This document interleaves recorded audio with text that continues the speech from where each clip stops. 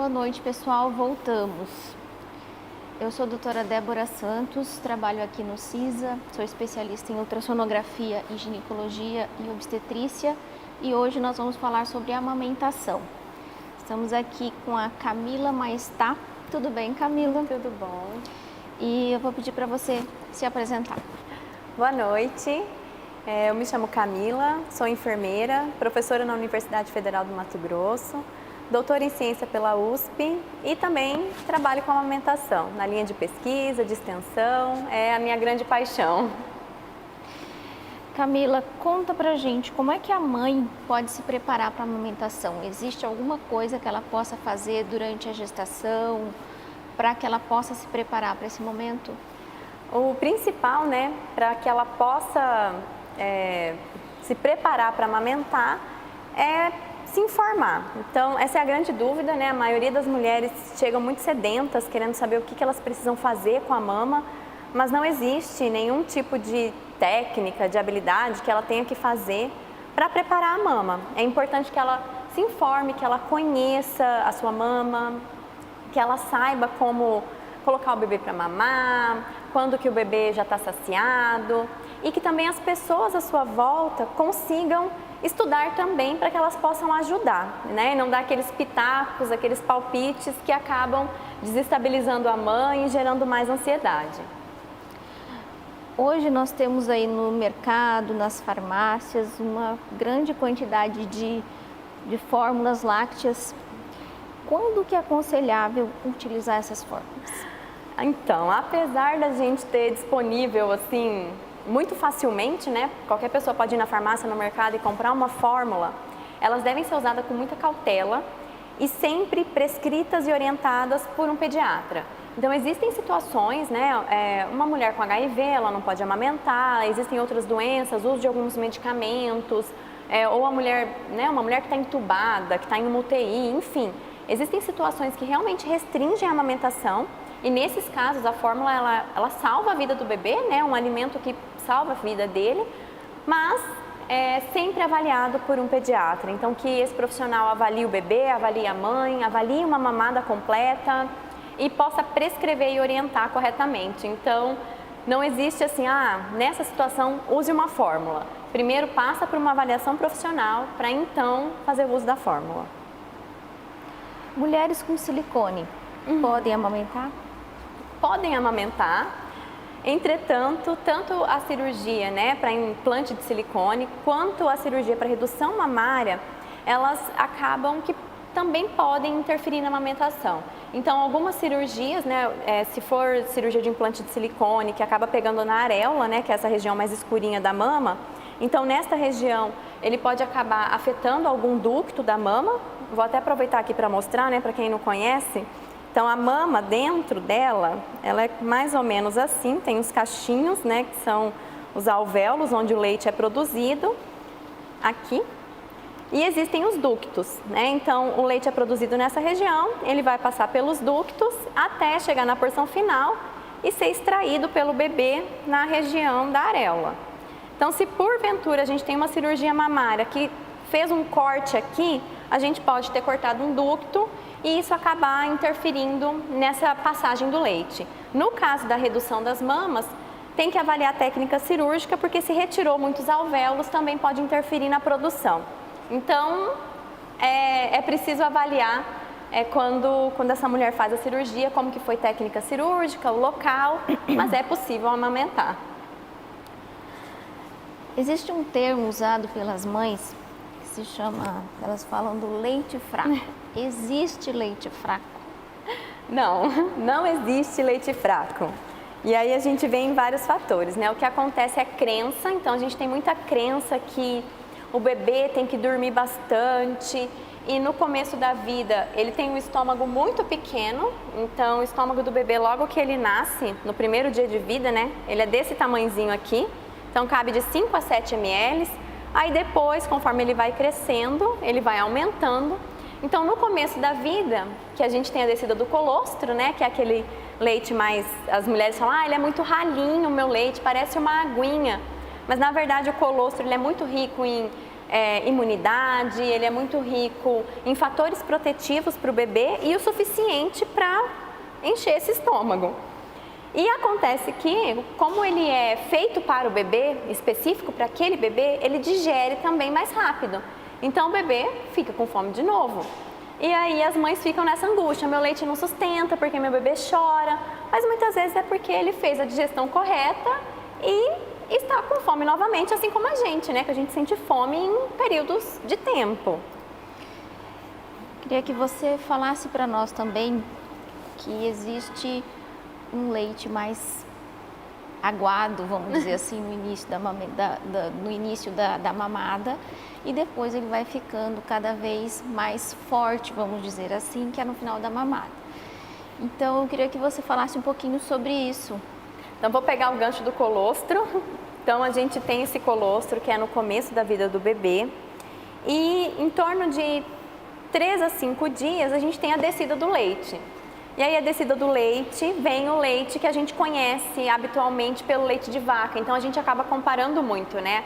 Ah, eu olho o meu peito, o meu leite parece uma aguinha e não sustenta. É porque a gente está habituado a ver o leite de vaca mais grosso, mais consistente e fica com aquela impressão que tem que ser daquele jeito. Então depois de 3 a 5 dias do nascimento do bebê, ele vai ter essa descida do leite e aí vem o leite que ele vai ser um leite mais denso e ele vai trazer mais fatores para esse bebê ganhar peso. Então, não existe leite fraco.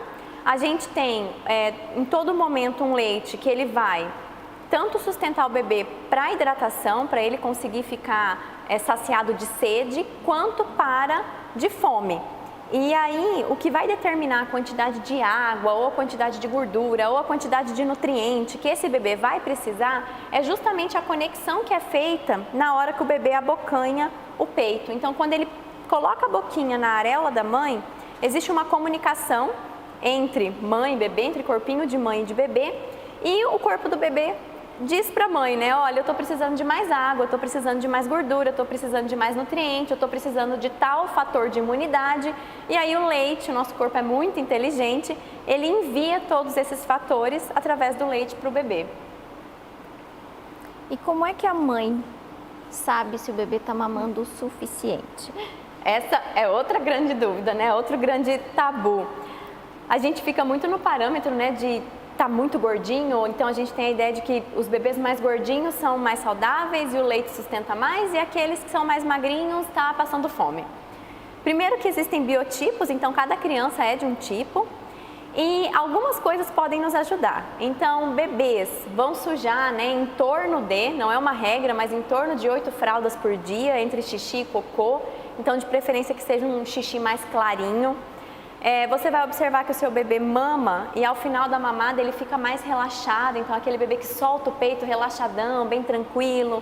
Então isso é um indicativo que a barriguinha está cheia, quando ele solta o peito bem relaxado. Quando a gente identifica então que esse bebê, né, no acompanhamento que se faz depois do nascimento, com uma consulta pediátrica, né, logo depois o ideal é que esse bebê seja acompanhado mês a mês, então identifica-se um crescimento, um ganho de peso. Então, todos esses são fatores que mostram que o bebê está mamando bem.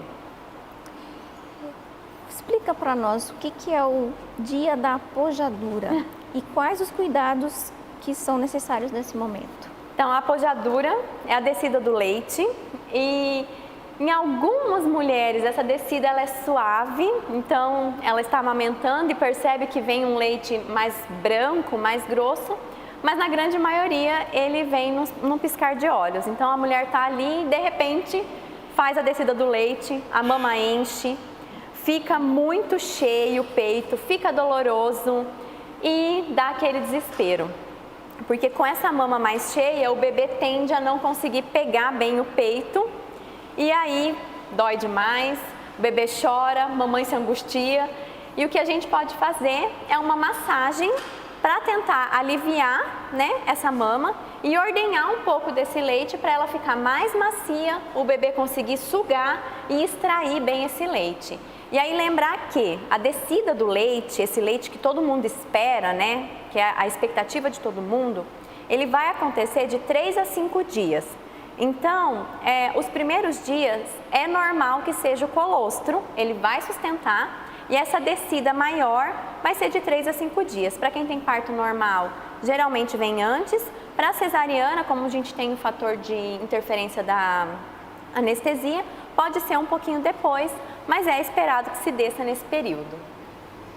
Camila, agora eu acho que tem gente aqui querendo falar conosco. Vamos ver. Tem várias perguntas aqui. Uma pergunta da Kate. O tipo de mama tem influência na hora da amamentação?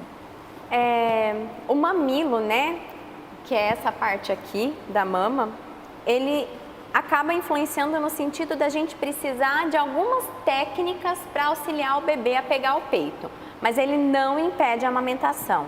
Então, se porventura a mulher tem um bico plano, que é aquele retinho, ou o bico invertido, quando ele fica para dentro, a gente tem uma técnica, né? A gente indica a mãe a pegar na areola aqui atrás, fazer uma prega para ela poder simular o bico do peito. Porque, na verdade, não é o bico do peito que o bebê mama, ele suga essa região.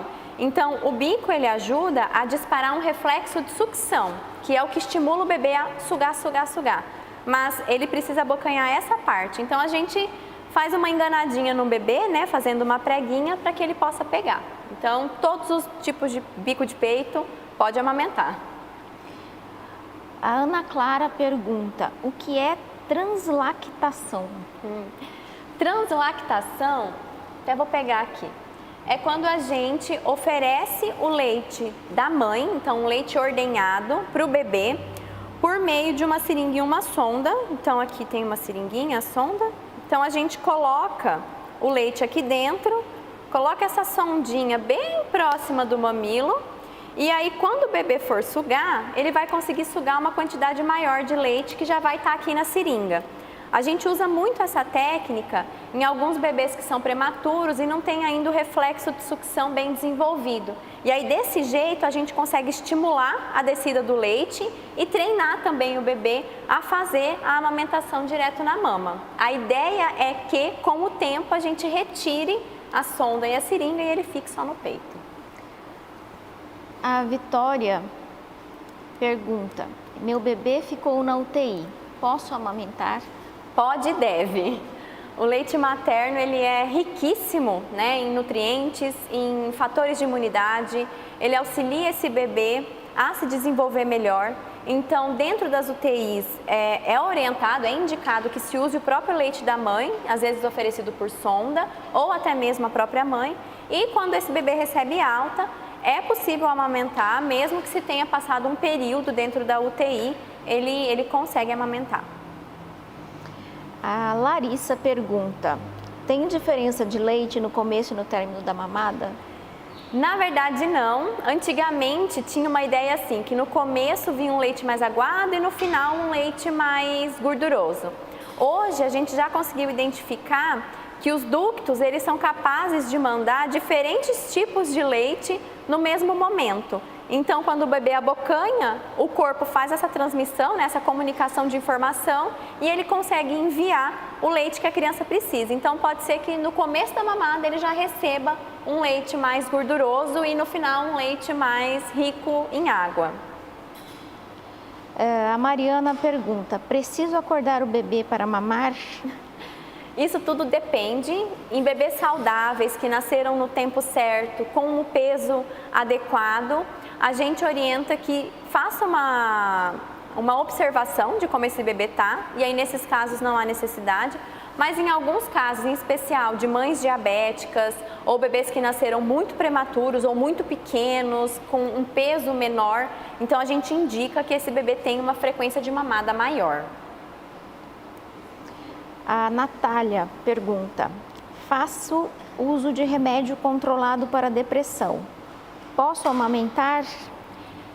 Existem medicamentos que são contraindicados para amamentação e nessa situação é importante que você converse com o seu médico para que ele possa fazer o ajuste correto da medicação que não vai interferir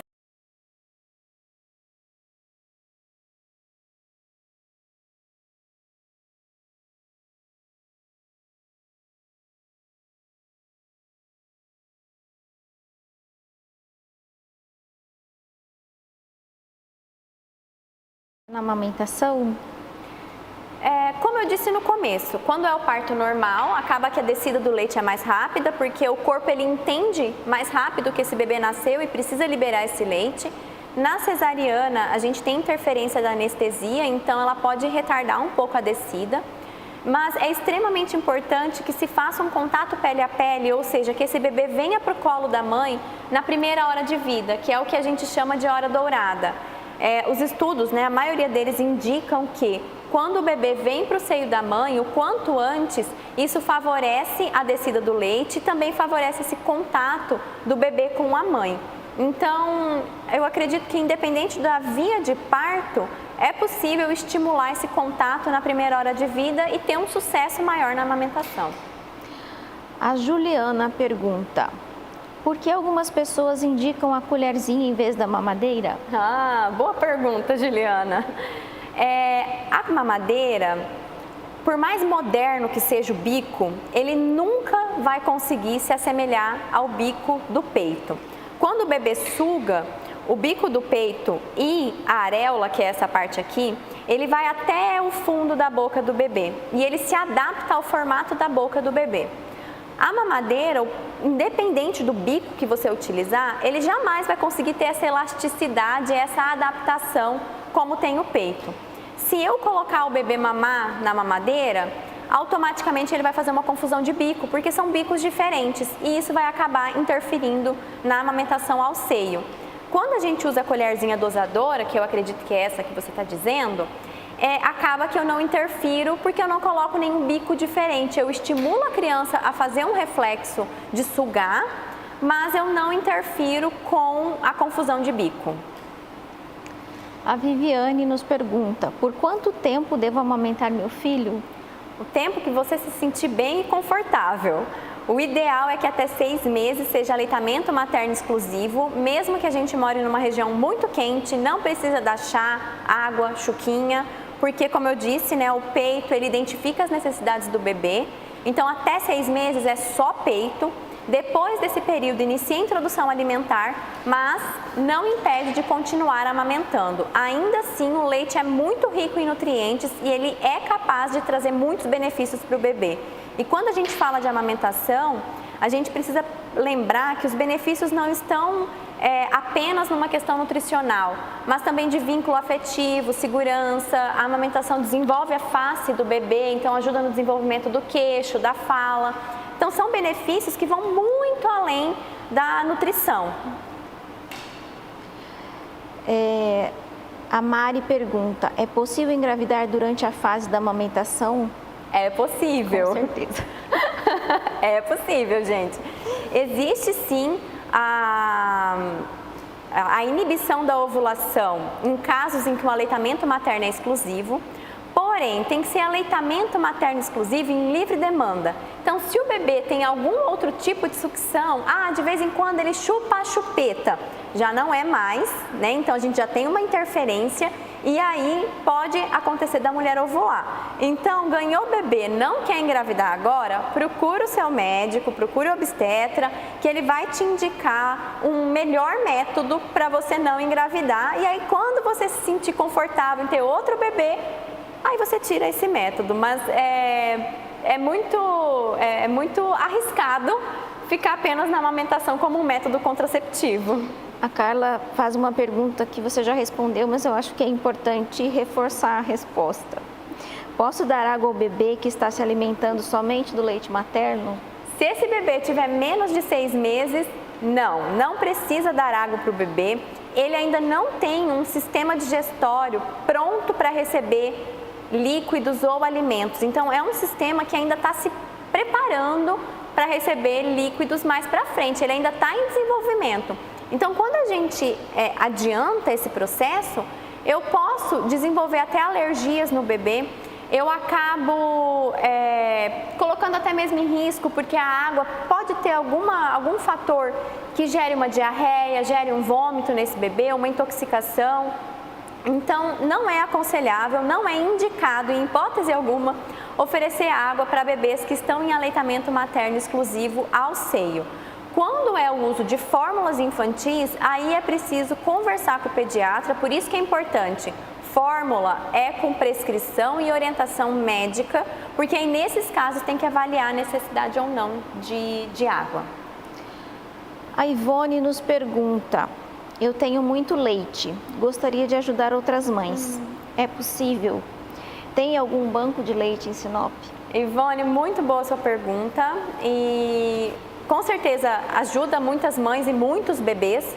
Atualmente em Sinop nós não temos um banco de leite, o banco de leite mais próximo é em Cuiabá, mas já há um projeto em desenvolvimento por parte da Secretaria Estadual de Saúde para um possível banco de leite aqui. Então eu sei que já está em andamento, né? Já tem estudos para isso, mas ainda não tem nada concreto assim.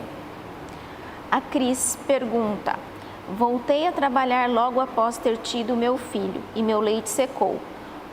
Pode ter sido por conta do estresse? O que posso fazer para estimular esse leite? Pode sim. O estresse, né, os fatores psicológicos da mulher influenciam muito na produção de leite e é importante que estimule a sucção. Então, logo que o bebê nasce, que tem a descida do leite, a gente precisa que esse bebê sugue para continuar produzindo. E a gente também precisa de uma mulher tranquila, segura, para que ela também possa produzir leite. Por isso que uma rede de apoio é importante, que pessoas ao redor estejam dispostas a ajudar essa mulher para que ela possa, né, tranquilamente amamentar. No caso da volta ao trabalho, é interessante então que você consiga colocar o seu bebê ao seio em algum momento para você estimular essa produção e de alguma forma ter um fator que te relaxe. Então a gente conseguir identificar o que te gera esse estresse para poder então te auxiliar com essa descida do leite, com essa produção. A Patrícia também faz uma pergunta muito importante. Eu preciso voltar a trabalhar e não sei como organizar para amamentar meu filho. Posso deixar na geladeira? Algo do tipo?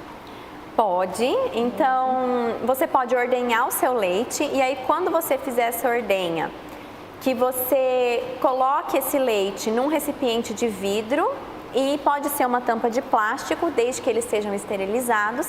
E aí você vai anotar a data e a hora que você retirou esse leite. Esse leite ele pode ficar congelado até por 15 dias e na geladeira até por 12 horas. E aí quando você for oferecer para o bebê, você ferve uma água, desliga o fogo, coloca esse potinho nessa água até esse leite ficar numa temperatura ambiente que você pode testar na mão, para daí oferecer para o bebê. De preferência que ofereça no copinho de pinga sem pinga, aquele copinho pequenininho, que você ofereça para o bebê no copinho, ou na colher dosadora, né, que a pessoa que esteja cuidando do bebê ofereça nesses dispositivos. E aí quando você chegar em casa, bota o menino no peito para continuar estimulando a produção. Mais uma pergunta da Bianca. Meu filho já tem 2 anos e meio. Como posso identificar como que é a sua rotina para ver o que é melhor? Algumas mulheres conseguem fazer um desmame durante o dia, quando elas estão no trabalho, por exemplo, e aí elas vão reduzindo o número de mamadas. Então ela oferece a mama antes de ir para o trabalho, e aí passa o dia sem amamentar, aí quando chega em casa ela oferece antes de dormir, e aí gradativamente vai reduzindo. Outras mulheres dizem que preferem reduzir à noite, então durante a noite ela consegue deixar o bebê mais tempo dormindo, num bebê maior ela oferece água e durante o dia ela vai mantendo. Então é muito particular de cada rotina, mas uma boa dica, né, é você ir reduzindo o número de mamadas até que consiga finalizar, né, reduzir por total e desmamar o bebê. Alessandra, outra pergunta. Como evitar o empedramento do leite? Bom, então quando o leite desce, para a gente evitar que ele fique empedrado, é importante que o bebê sugue. A melhor forma da gente tornar essa mama mais macia é sucção. Nada vai conseguir extrair leite tão bem do bebê, da mama, quanto a sucção do bebê. Mas se porventura for uma produção muito mais alta do que o bebê consegue consumir, a gente orienta a fazer a massagem na mama. Então é uma massagem que eu posso usar os 3 dedos da minha mão, bem pertinho do bico do peito, eu faço movimentos circulares em toda a mama para poder aliviar, né, e liberar, abrir aqueles ductos e depois fazer uma ordenha de alívio. E aí você coloca os seus dedos aqui no limite da sua areola e faz um movimento de compressão contra o tórax para tentar liberar esse leite. Se tiver bombinha extratora, então você faz a massagem, coloca a bombinha. Mas é importante que não esgote todo o peito, porque senão a gente faz um efeito rebote.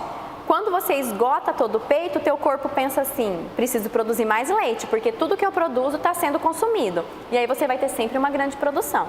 Então, nesses casos, a gente faz uma ordenha de alívio, só para liberar aquela dor, aquele peito cheio, empedrado, e aí depois o bebê vem e suga o que ele necessita.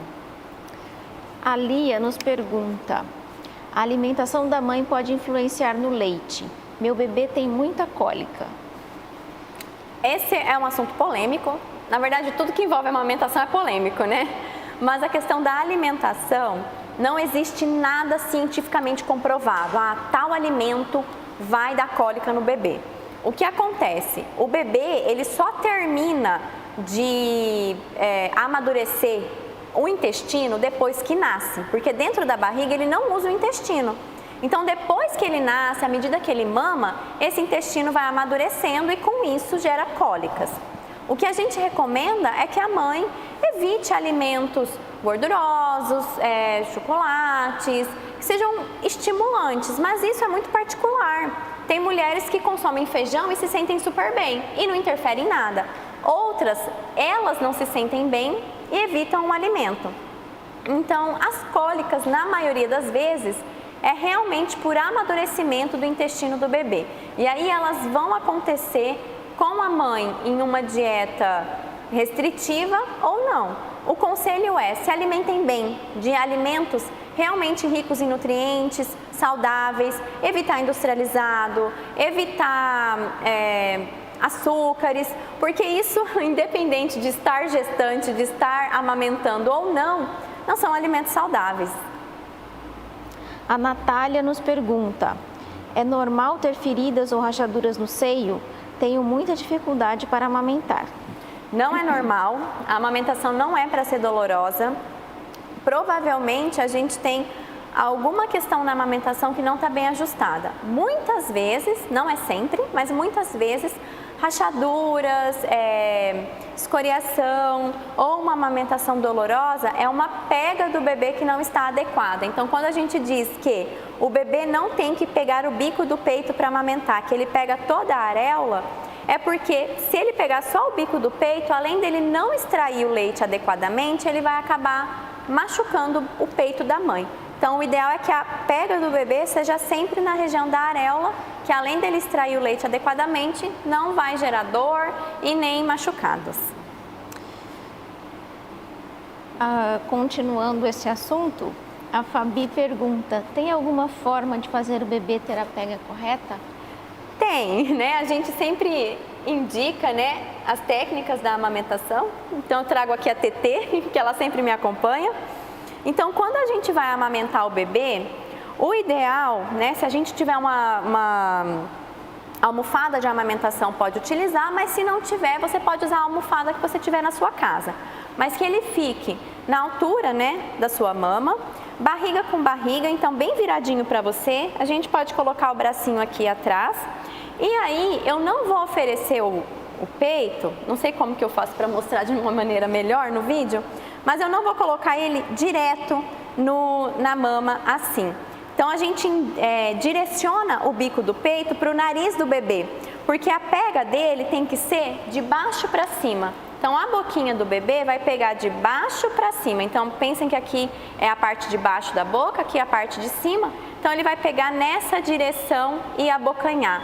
Quando ele faz esse movimento, ele vem com a linguinha e aí ele vai abocanhar toda essa parte da areola para fazer uma boa sucção. Então, nessa parte, ele faz uma pressão negativa, como se fosse um vácuo, e no lábio superior, ele veda esse vácuo. Então, o que a gente tem que observar? O bebê estará bem alinhado, né? Ele não vai estar torto, com a cabecinha torta, ele vai estar bem alinhado, barriga com barriga. Eu vou oferecer a minha mama de cima para baixo, né, em direção ao nariz, para então ir para a boquinha dele. E ele vai fazer uma boquinha de peixe, então o lábio inferior vai ficar bem invertido para baixo. Junto disso, a gente tem o nariz livre e um queixinho encostado na parte inferior aqui da mama. Camila, nosso papo foi muito bom. Que bom, fico feliz. a amamentação tem diversos tabus que a gente sabe, muitas crenças que precisam ser desfeitas, né, com conhecimento, como você falou.